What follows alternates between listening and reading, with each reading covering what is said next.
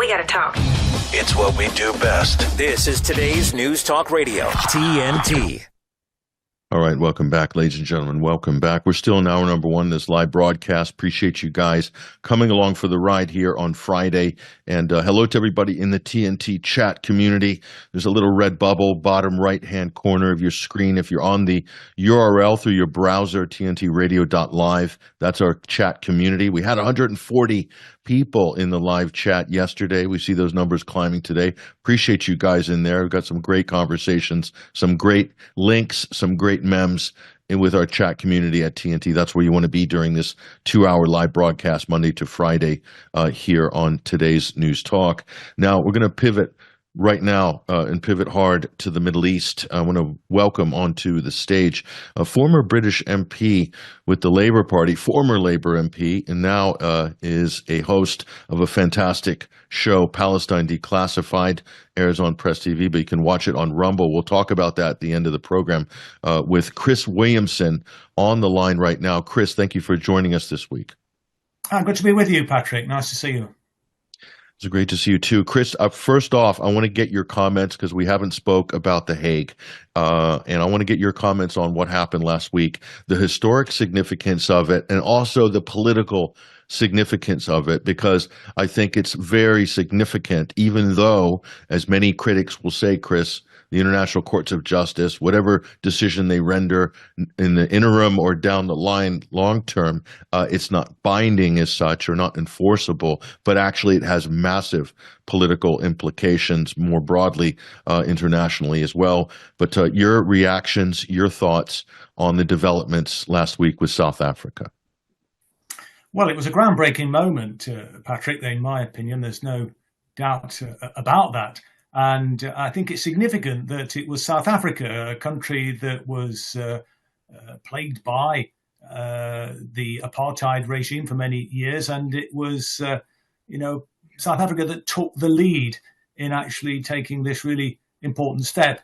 And it's also significant that not a single Western country, as far as I'm aware, has actually supported South Africa's bid to hold Israel to account for its genocide that it's perpetrating in Gaza right now.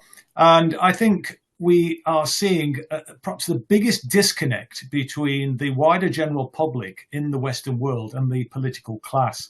And, this year there are unprecedented numbers of elections, and I firmly predict that a number of those politicians, I'd like to see all of them, but it probably won't be, but a lot of them will twice electorally at those elections. Certainly in Britain, I think the Labour Party in particular is losing ground in a lot of constituencies with a significant Muslim population. So I think they could, even though they're riding high in the opinion polls, could end up losing ground. But what was also, I think, very telling was the Israeli sort of disconnect with reality. I mean, it was quite astonishing, the presentation from the Israeli side at the court, and the way in which the South African team actually put their case. It was incredibly well presented, a measured, open and shut case. It seems to me, really, in terms of the way they put it.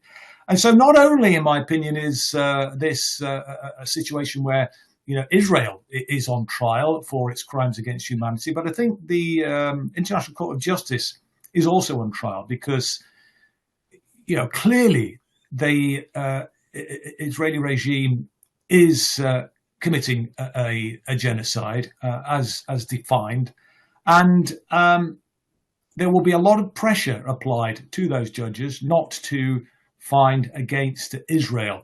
And so I think in that sense, the whole kind of rules-based order is on trial here. And, those judges themselves are as much on trial in a sense, are they prepared to uphold, international law, or are they going to, kowtow to the US empire?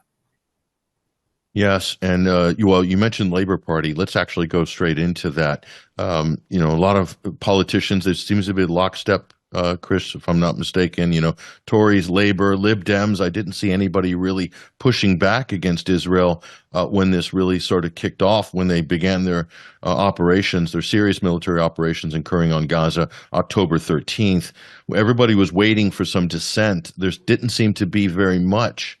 And I think there was a feeling amongst the British political elites that they could weather the storm on this, that they had Israel on their side. It was against the terrorists, Hamas, so to speak, and that they could ride that narrative really to victory. They really believed the IDF was going to just crush the will of the Palestinian people and crush any opposition to what now is being widely regarded globally as a genocide. How's that global pressure, Chris, coming to bear on politicians in Britain who might be looking at this now, Chris, and saying, did we make a huge catastrophic miscalculation politically here by backing Israel without any, just categorically backing Israel? What do you think, Chris? I think they have made a strategic error, but they are doubling down, and they're still not prepared to call out the Israeli regime in the way in which they should. And the Labour Party, I mean, it's always been referred to as a broad church, so it's had both spectrums of opinion, really, from the kind of centre right to the centre left and further left. And it's always been a vehicle for the peace movement. There was a very strong peace contingent, if you like, within the Labour Party. I was a member of the Labour Party for 44 years, and many Labour Party activists, many Labour MPs for that matter, were the backbone of the campaign for nuclear disarmament, for example, when there was a big campaign to stop the United States from sighting cruise missiles, nuclear-tipped cruise missiles in the UK. But that has gone, and we had the high watermark, really, in my view, for the Labour Party was when Jeremy Corbyn became the leader. This was a man who was a peace activist, an anti-imperialist, a pro-Palestinian campaigner, a very strident critic of the Zionist entity, somebody who's spoken out against imperialism, and as well as on the domestic front, economically, talking about a socialist economic agenda. And this was anathema to the establishment in Britain, but it also turned out to be an anathema to a large section of the Labour Party as well. And as a result of that, he was pushed out. Now the Labour Party's completely lost the plot. Any dissent, anybody who dares to speak out against Israel or in support of Palestine are suspended from the party or indeed expelled from the party. But this isn't playing well for the Labour Party electorally.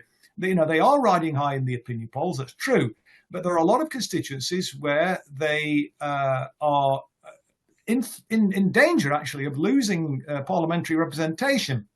And indeed, there was a council, a local authority by-election recently in a largely Jewish community, actually. I think there's about 40% Jewish community, and Labour got absolutely trounced in that constituency. And it wasn't one of the new left-wing groupings which are propping up all over the country. And I mean, I've joined the Workers' Party led by George Galloway, a long-standing anti-imperialist and pro-Palestine campaigner. But it was the Conservatives that benefited in this by-election. So a lot of people, a lot of the commentators are writing off the chances of the Conservative Party at the next election. But they could indeed rally and may do better than what many people think. But I mean, one of the points I've been making, Patrick, that both in terms of domestic policy and certainly international policy, there is no choice in Britain anymore.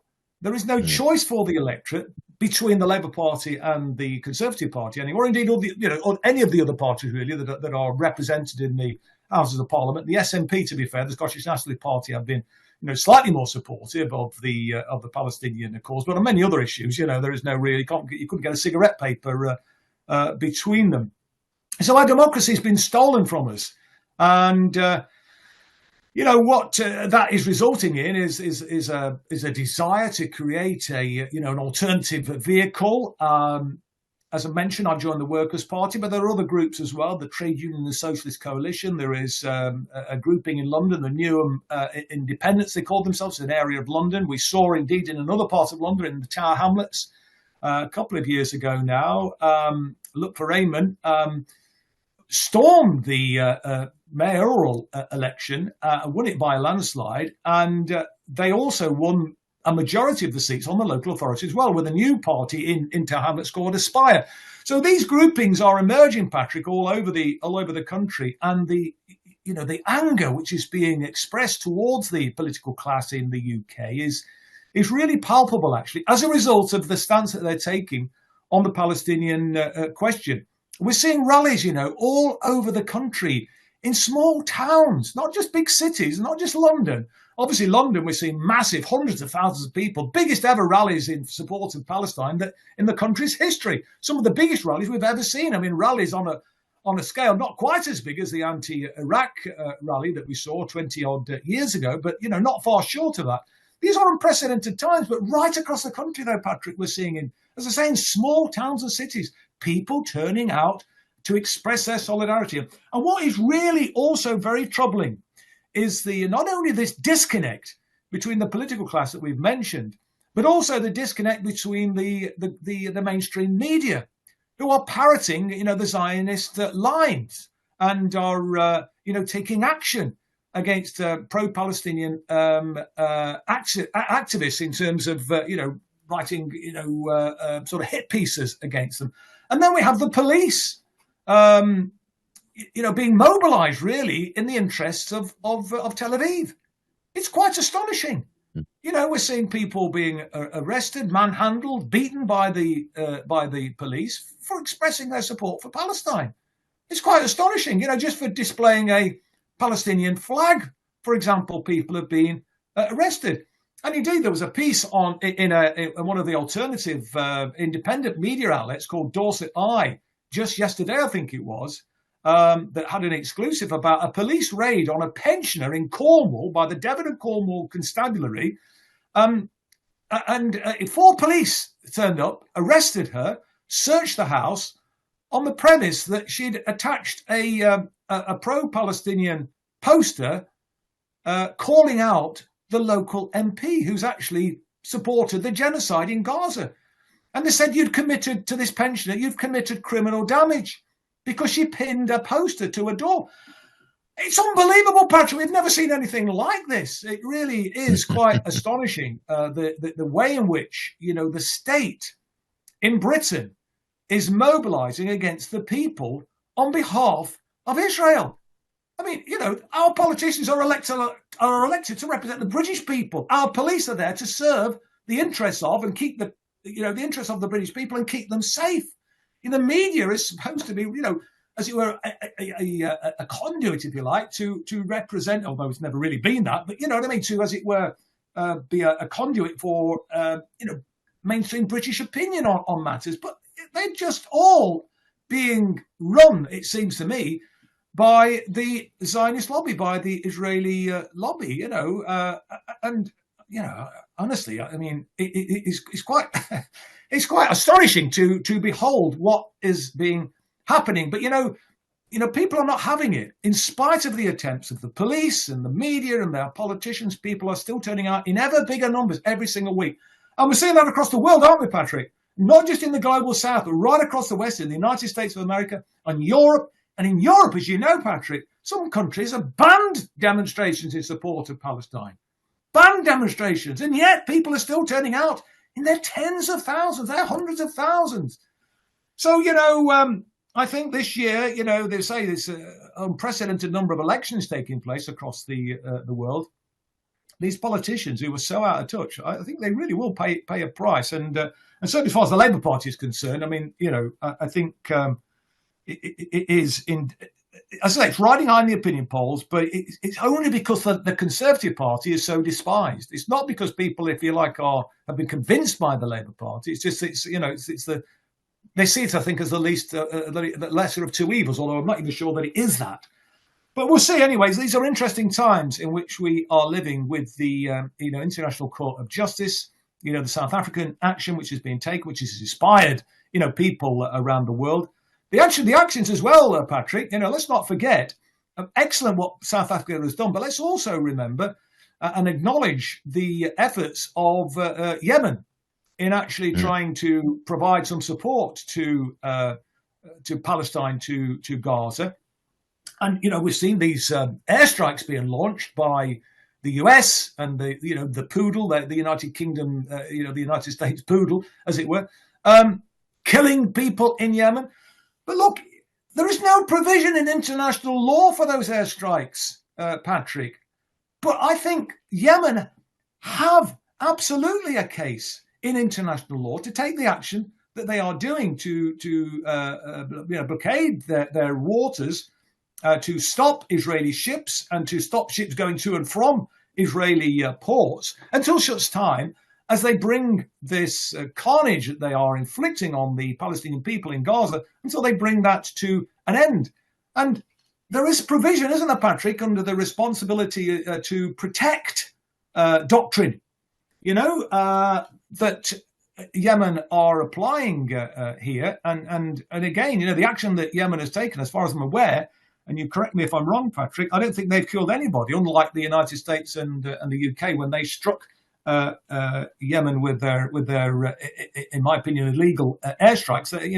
A number of people were killed, but this is, it goes back to the old colonial mentality, the gunboat diplomacy that we've seen, over the years, that was, deployed by, Britain and the Western countries, and certainly the United States more recently. And people are, seeing through this in increasing numbers. And, platforms like yours, Patrick, are so important, I think, to provide this alternative narrative to people. People are sick to death of our politicians. They're sick to death of the propaganda that they are seeing on their corporate media television screens. That's not to minimise that. Obviously, it does still have an impact. But people are getting their information from alternative sources, and they're increasingly recognising, seeing that what they're seeing on their television screens is totally out of step with what they're seeing on their smartphones and on their laptops from reports from actually on the ground. And just to finally, Patrick, in this part, anyway, for me, I know I've gone on for a bit too long there, perhaps, but just in terms of Al Jazeera, as one of the mainstream channels, has done an outstanding job, I think, of bringing the reality, bringing the truth to people of what life is like for the Palestinian people in Gaza under this appalling onslaught from the Israeli regime. And, look, the Palestinians, have suffered 75 years of apartheid. They've seen 58 years of an illegal occupation following the 1967 war, and and Gaza itself has been subjected to a blockade now since 2007. These things cannot be allowed to stand for a moment longer, in my opinion. And people are increasingly demanding that policymakers, their politicians, actually do step up and actually start speaking out and taking action, in defense of human rights, and taking action actually in the interest of the people that they're supposed to represent, and what the people actually want to see happening, because people's sympathy is increasing with the Palestinian people, not with the Zionist entity. It is an extraordinary time in history, Chris, because all these things you mentioned, whether it's the protesters in the UK, across Europe, across the world, who are clearly coming out in record numbers. I've never seen a sustained anti-war protest like this in my life. It's absolutely incredible for this issue. It's surprised a lot of people, Chris, but they're coming out really also in opposition of genocide, which is regarded as one of the sort of highest crimes against humanity imaginable, so much so that there was an international convention put into place after the Second World War for the express purpose of preventing genocide from happening. And it's always been a catch-up game with people trying to make cases, prove cases. It can be highly politicized as well, as we've seen in the past with the West's kind of characterization of the Uyghur issue in Western China. And also there are some questions around the Bosnian genocide investigation as well, heavily politicized on the NATO side. That said, here we have a textbook example, according to the outgoing head of the UN Human Rights Commission, and a textbook example of genocide that's happening in real time, that there is no debate as to what people have seen, and you have governments and state agencies and police forces defending the genocide and going against people protesting against genocide. So this has really warped our Western values, you could say, Chris, to a degree that is just, to me, astonishing.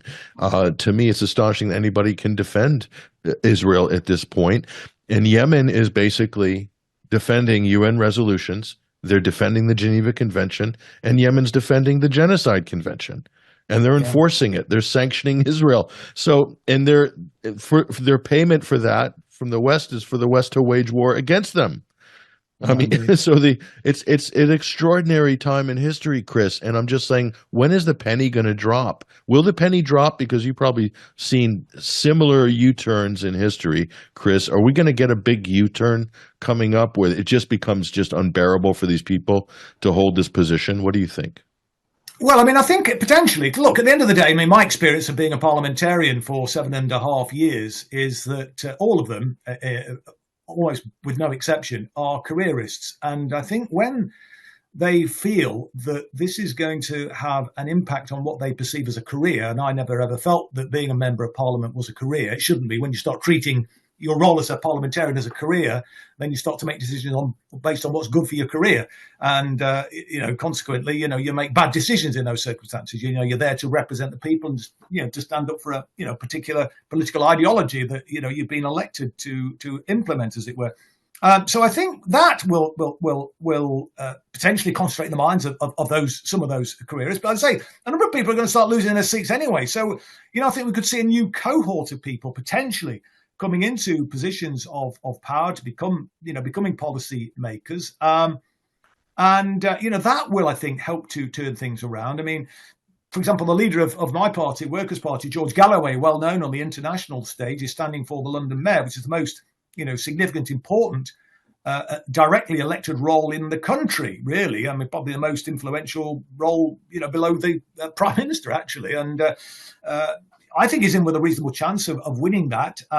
It's an international, position, and he will use that to great effect. It seems to me, not just for the people of London and in terms of those domestic policies, but also, on that international stage as well, on foreign policy too. But just going back, to Yemen, and you mentioned, the Geneva Convention and the Genocide Convention that was put in place after the war.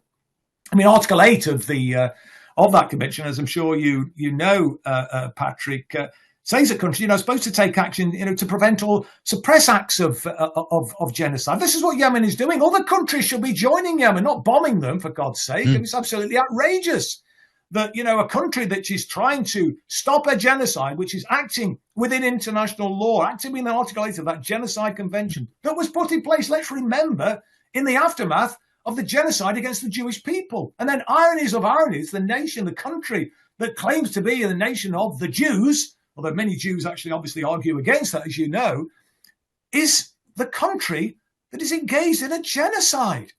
I mean, my God, what has happened, to the world? Talk about a topsy-turvy world. So, yeah, I think there is a reckoning not that far around the corner. I mean, I'm perhaps the eternal optimist, Patrick, but I do genuinely feel that certainly what I'm seeing on my television screen in terms of those protests I'm talking about now, and the strength of feeling, as I've said, not just in this country, but all over the world, and not just in the global south, in the Western world, the so-called advanced Western world as well. People are really sickened by what they've seen. And, the scales, I think, have fallen from many people's eyes, and I just think that think and hope and believe that, people will not tolerate and tolerate this, much longer. And will actually, when they get the opportunity and, and the elections come around, to actually make some of these characters actually pay a price, pay an electoral price. So I think we have to be optimistic. We have to work to try and ensure that we use these elections to, to make these recalcitrant politicians pay a price. Hopefully, the ICJ will find the nerve, if you like, to do the right thing, based on the evidence, which is unanswerable, and find against Israel and find in favour, obviously, of South Africa's indictment that they brought against Israel. And, that will have significant consequences because, obviously, as you know from that, I think it goes to the UN Security Council to have that finding, that ruling, that judgment to be implemented, as it were. That might get vetoed by the United States of America, judging by what we've seen when there's been attempts at the UN Security Council to get a ceasefire. We've seen how they've used their veto powers. Indeed, so has the United Kingdom have used their veto or abstained. Latterly, I think, when there's an attempt to get a ceasefire resolution through there. But if that happens, then it will go to the UN General Assembly, and I think the votes are there for that. And Israel could be suspended from the United Nations, and Palestine could be brought in as a full member of the UN, and wouldn't that be a great thing? There could be an international criminal tribunal established to look at what the crimes against humanity that Israel has committed. Could be agreements on sanctions. All these things, of course, should have happened years ago, but we have a chance now, Patrick, for these things to actually, come into fruition. And then, of course, there is also the potentiality of further legal action being taken for the way in which the United States, the United Kingdom, other Western European countries have been complicit in genocide. And there is provision in international law for action to be taken against those countries as well. And I think South Africa, again, correct me if I'm wrong on this, but I seem to recall last week or the week before, South Africa was talking about taking action, actually, follow-up action against the US and possibly other countries as well. So that's something I think that we should be definitely encouraging. But one other thing I would say about international law is, where is the International Criminal Court, Patrick? The International Criminal Court is a joke, actually. They issued an arrest warrant against Vladimir Putin for moving children out of a war zone to a place of safety. I know. But there's no kind of equivalent arrest warrant being served for these war criminals who are murdering tens of thousands of people and hundreds of thousands of children. What is it now? 8 or 9, 10,000 children have been killed. Yeah. So around 10,000. The ICC are completely, been asleep at the wheel, it seems to me. It's unbelievable. Listen, I want to talk about the ICC, and I also want to talk about the public relations blow that has been dealt the Israeli propaganda machine, which I know you've been covering very closely on your program with David Miller. After the break, I'm with Chris Williamson, former British MP. We are talking about the issues surrounding Gaza, the genocide, Palestine and Israel, how this is going to reverberate through Western politics and indeed global geopolitics. All this and more on the other side. Stay with us. When a crisis hits close to home and across the globe, nonprofits are on the front lines, ready to serve. Keep coming. The demand for charitable services has skyrocketed, and nonprofits are rising to meet the needs. Healing, nurturing, rescuing, honoring, protecting, caring, inspiring. The work of philanthropic organizations of all sizes, across all missions, has never been more important. And it's donors and volunteers like you who make all this possible. Thank you. Together, we change the world. The Nonprofit Alliance. Our beautiful world is changing, withering, dying, by the hands of those who don't value nature, even though we all depend on it for life itself. But there is hope. Together with caring friends, the Nature Conservancy can restore our lands and save our wildlife with big solutions only nature can provide. To learn more, visit nature.org today. Patrick Henningsen talks on today's News Talk Radio, TNT. All right, welcome, folks. Welcome back. We're in the final segment of the first hour here on this live broadcast on TNT, today's News Talk. Thank you guys for joining us. I'm with Chris Williamson, former British MP. He's also the host of a fantastic program which airs on Press TV, plus it airs globally. It's available on Rumble. It's called Palestine Declassified with David Miller as co-host. This is a go-to program. We'll have a chance to talk to Chris about that before we break at the end of the segment. But Chris, you mentioned the ICC before the break, the International Criminal Court. Now, that's different from the International Courts of Justice, which is a world court which is set up for countries to the actions of countries to be on trial, or country versus country. The ICC can indict individuals.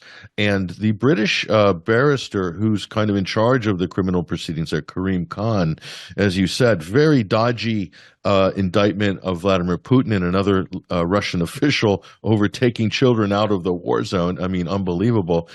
People have looked into that. The Gray Zone as well has done a great expose debunking that entire charge by the ICC. But they will likely, Chris, get a referral from the ICJ. I think just the political force behind that's going to be unstoppable. It might be delayed. I'm sure the U.S. and Israel and Britain will do everything they can to delay any action on that referral, but it's coming. There's no way that it's not coming. There's a number of countries that are now building up that have just, shown their horror, their abject horror to what has happened. So that's coming, Chris. It's just that the wheels are going to be a little bit slow. But once that emergency provisional judgment is made in the next days or weeks, then the complicity, aiding and abetting Israel, those charges can then be filed by different countries. So that then opens the door for what you're talking about, Chris, the complicity side. And who's going to be at the front of the queue for that? The United States and anyone else providing material support. Let's talk about that for a minute, and then I want to talk about the propaganda issue. Go ahead, Chris. No, indeed. I mean, I think that's a very, very important point.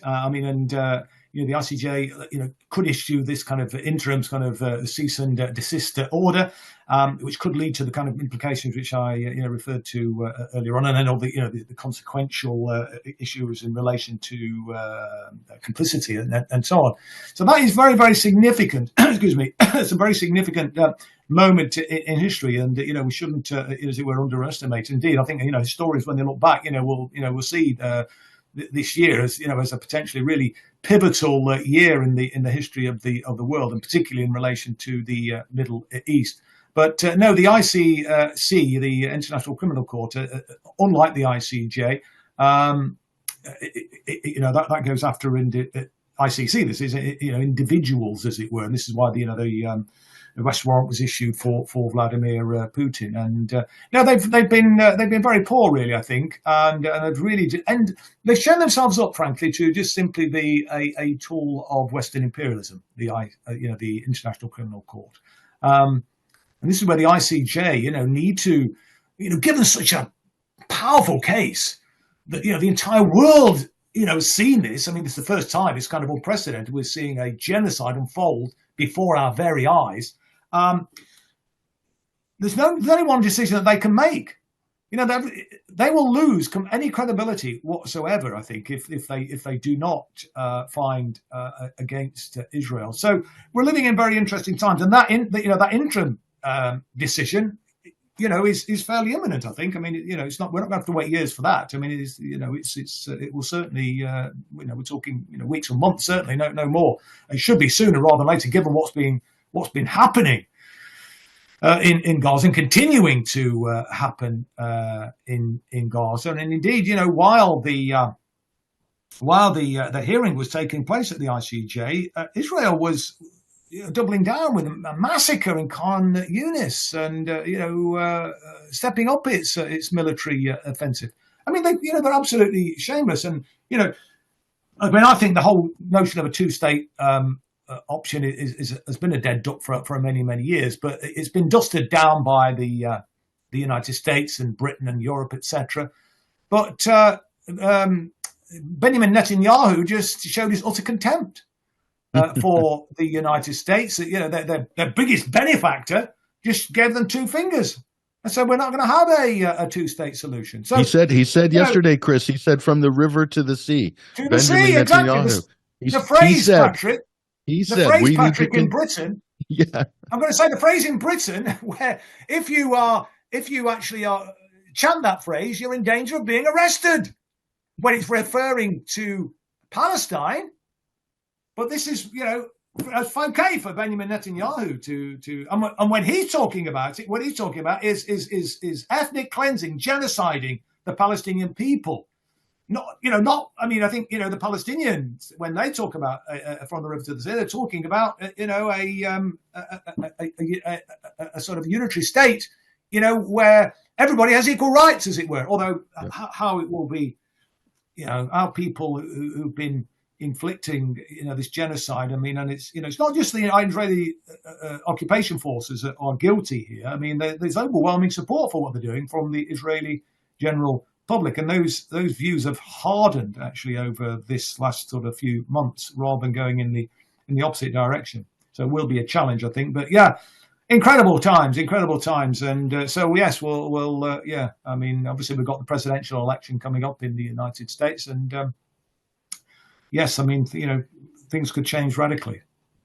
The other thing that's key, Chris, is South Africa didn't address this specifically in their presentation last Thursday, but October 7th, what actually happened on October 7th? I know you guys have covered this at Palestine Declassified, the Gray Zone as well. Max Blumenthal, others have done a great job. Propaganda & Co., which is a great account on X Twitter. They've exposed this. And the Israeli press are the ones that have reported all of this, basically, that there was, quote, friendly fire. And it took the lives of potentially many hundreds of Israelis on October 7th. And then they lowered the numbers from 1,400 down to below 1,000. And then there's questions over combatant numbers and so forth. That all paints a very different picture. So I think the impregnable propaganda machine, Chris, the Hasbara machine, as it's known, has been dealt a severe blow, because how important is that October 7th narrative? Because everything seems to be built around that. Go ahead.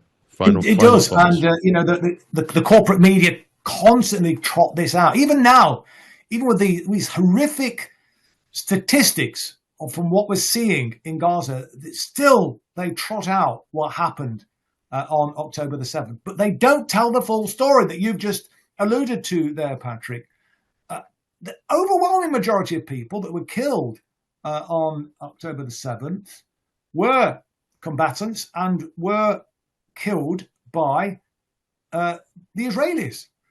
They invoked the Hannibal Directive. More information is coming out about this now. The Hannibal Directive is essentially a directive which there's been in place now for 10, 15 years, I think it is, to essentially prevent any Israelis being taken hostage, and to use maximum force, even if that means killing the potential hostages, because they don't want to get into a hostage exchange scenario. Bearing in mind that Israel has got thousands of Palestinian hostages on administrative detention, etc., in Israeli dungeons. And the idea of the October the 7th prison breakout, as it's been characterized, was to take captives as a bargaining chip to get the thousands of Palestinians who've been unfairly, unlawfully, you could argue, incarcerated, many of them for many, many years, with no charge, no due process or anything. But on that day, and indeed, some of the people that were there, the eyewitness accounts have said that there was Israeli tanks that were fired. They mobilized helicopters, and there was airstrikes from the air. And many of the cars that were taken out. All of the cars indeed that were taken out by Israeli airstrikes on the basis of preventing Israeli hostages being taken. And many of the other people that died got killed in the crossfire. Because there's many Israeli military officials who were there. I mean, some of them were, off-duty soldiers, but had access to guns, and there was a firefight. Excuse me, and so the Israelis killed most of those people on that day. But look, why did October the 7th happen? As I've already pointed out earlier in our conversation, Patrick, Israel has been subjecting the Palestinian people to a brutal apartheid system since it was established in 1948. Brutal terrorism against the Palestinian key point. people. Yeah, you made the key point right there. You know, we're going to have to liberation struggle. Anytime, any liberation struggle, but regrettably, there's going to be violence. Look, I'm a pacifist, actually. My instincts are pacifistic, but I understand why the October the 7th happened. What do you expect when you cage people in a concentration camp in that way, you know, since 2007, and you know, longer than that in terms of the oppression that Palestinian people have been subjected to. We're going to have to wrap it up. We're going to have to wrap it up, Chris. We're running out of time. But you made the big point at the end, which everybody needs to focus on. This didn't happen in a vacuum, not by any stretch of the imagination. Chris Williamson, thank you very much. Palestine Declassified. Tune into Rumble. Watch Chris and David Miller. Fantastic program. Thank you, Chris. Thanks, Patrick.